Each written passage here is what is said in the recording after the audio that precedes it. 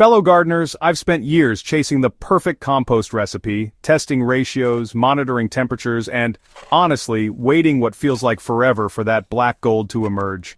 But last spring, while visiting an Amish farm in Lancaster County, I discovered a composting method so simple yet revolutionary that it completely changed how I think about decomposition. Today, I'm sharing this time-tested secret that can cut your composting time from 12 months down to just 6 months or less. Standing in that pristine Amish garden surrounded by the most vibrant vegetables I'd ever seen, I couldn't help but notice the compost bins tucked behind the barn. What struck me wasn't their size or construction, it was how quickly they seemed to be producing finished compost. When I asked Jakob, the farm's patriarch, about his method, he smiled and said something that stuck with me. "We don't wait for nature, we invite her to dance faster." What Jakob showed me that day wasn't just composting, it was a masterclass in accelerated decomposition that his family had perfected over generations. The secret isn't in expensive equipment or complicated formulas, it's in understanding how to create the perfect environment for microbial activity. The Amish method revolves around a precise 3-layer system that creates optimal conditions for rapid decomposition. Unlike traditional composting where you might randomly add materials as they become available, this approach requires intentional layering that maximizes airflow and maintains consistent moisture throughout the pile. The bottom layer consists of coarse brown materials, think corn stalks, thick branches, or dried sunflower stems cut into 6 to 8 inch pieces. This creates crucial air pockets that prevent the pile from becoming anaerobic and, smelly. Most gardeners skip this step, but it's absolutely critical for the accelerated process. The middle layer is where the magic happens. Here you'll alternate thin layers of nitrogen-rich greens with carbon-rich browns in a 2-to-1 ratio by volume. Fresh grass clippings, kitchen scraps, and fresh manure provide the nitrogen punch, while dried leaves, straw, and shredded paper supply the carbon. The key is keeping each sublayer no thicker than 2 inches before adding the next material. The top layer acts as both insulator and moisture regulator. A 4-inch blanket of loose straw or dried leaves keeps the pile at optimal temperature, while allowing excess moisture to escape and fresh air to enter. Here's where the Amish method diverges dramatically from conventional composting wisdom.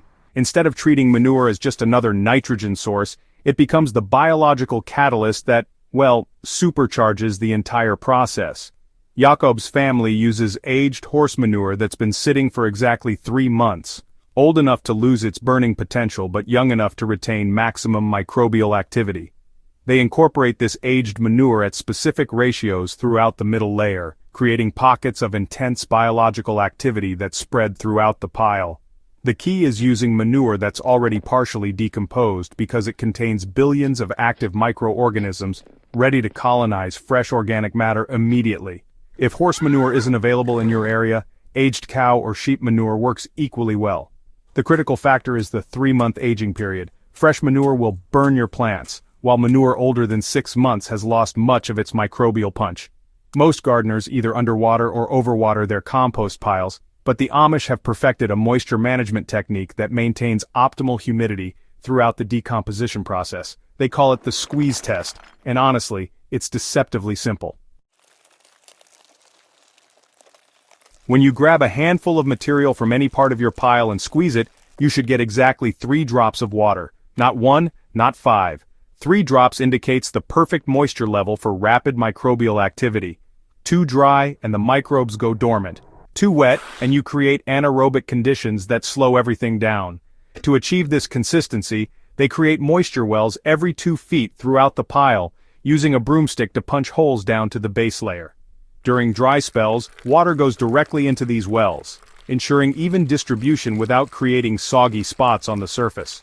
While many composting guides recommend turning your pile every few weeks, the Amish approach is far more strategic. They turn their piles exactly 4 times during the 6-month process, but the timing and technique are crucial. The first turn happens after just 2 weeks when the initial heat surge begins to decline. This prevents the pile from becoming too hot and killing beneficial organisms. The second turn occurs at 6 weeks, when you'll notice the pile has shrunk by about a third. The third turn happens at 3 months, and the final turn at 4.5 months. Each turn isn't just about moving material around, it's about relocating specific zones within the pile. Material from the outer edges, which decomposes more slowly, gets moved to the center where temperatures are highest. The partially decomposed center material gets distributed to the edges, where it can continue breaking down at a steadier pace. The Amish closely monitor their compost temperature without using thermometers. They've developed an intuitive understanding of heat patterns that you can learn too.